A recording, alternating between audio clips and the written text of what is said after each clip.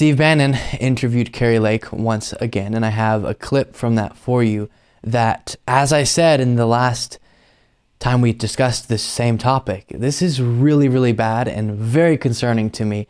And what I'm talking about is that it looks like, at least in the actions and rhetoric and discussions that are going on, that Kari Lake is being pushed to and considering running for Senate in Arizona.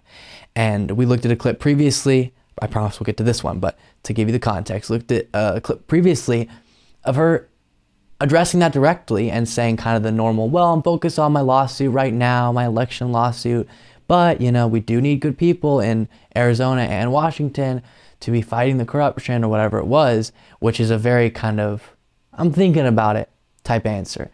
And I really do not want to see her in that race because of how dangerous she is. But with all that being said, here's the most recent example where she is going after Kyrsten Sinema, which is not something she did a whole lot. That wasn't a whole lot of her message. But now, if she's thinking about challenging Kyrsten Sinema, that would be the approach, right? To start attacking her and get ready to jump in the race yourself within that context of already being very critical of the individual who holds the seat. Now, I'll say up front, y'all know, I have tons of issues with Kyrsten Sinema. Her analysis here seems off because it connects to the globalist conspiracy, and just generally it's notable that she is taking this approach, likely thinking about the Senate run. Very, very bad. That's right. And these globalists are all part of it. You know, you ever notice the globalist politicians are all for open borders? The globalists want the destabilization of the entire world, and they're jonesing to destabilize Arizona and America.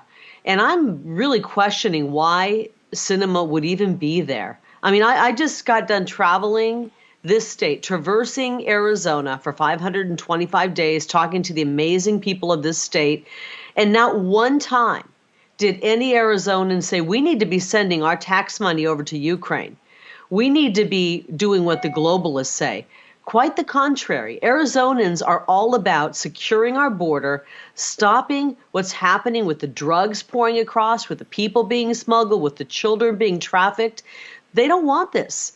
And so my question to Sinema is, what the hell are you doing over there? Why? You're obviously not serving the people of Arizona by being over there. Sounds like you are bowing down to your globalist handlers. This is outrageous. You know, we need to start putting... Okay. So let's walk through this. Number one, because you mentioned the border, I must say, as we talk about so often, many, many Republicans will talk about that issue, fearmonger about it without actually putting forward real solutions and without recognizing it is their party that blocks so often real meaningful investment into, yes, border security, but also, importantly, our legal immigration system, expanding and enhancing our legal immigration process so that we don't have the logistical issues and humanitarian issues that we're experiencing right now. So she's not actually serious about the border, as we see with so many people, because they don't actually care about the real solutions, and they block. She hasn't been in Congress, so this doesn't directly apply, but the Republican Party generally blocks real investment, real solutions. Instead, they want to just fearmonger. Then the globalist conspiracy thing is so missing the mark. Number one, we understand a lot of times there's an underlying anti-Semitic message there with a lot of the people. I'm not saying every person using that term means it in that way, but we do have to recognize that.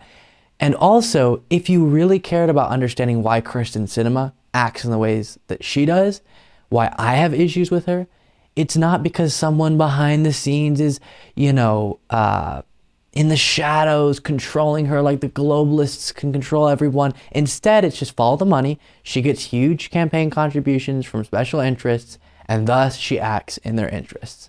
This is the issue with our political system, one of the big issues, and Kyrsten Sinema takes part in that. That's why she obstructed Biden's agenda. Now, Kari Lake hates her for different reasons because she didn't want Biden's agenda to get through, and many of the amazing things that would have been great as far as programs that the originally proposed Build Back Better plan that Biden put forward laid out, Kari Lake would be against. Kyrsten Sinema obstructed those, but that's the real answer. It's much simpler than this big globalist conspiracy that they're all obsessed with. And then finally, just the fact that she's taking the time to go after Kyrsten Sinema and making it clear that she has these differences, and seeing how her audience likes different attacks, kind of A/B testing, does seem to be the preparation for a Senate run. Hopefully she doesn't, because we're going to see a Democrat versus an independent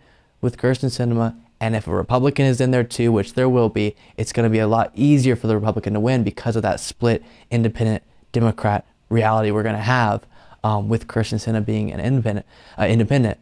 And that very much terrifies me. Let me know what you think. Luke P. Beasley on Twitter.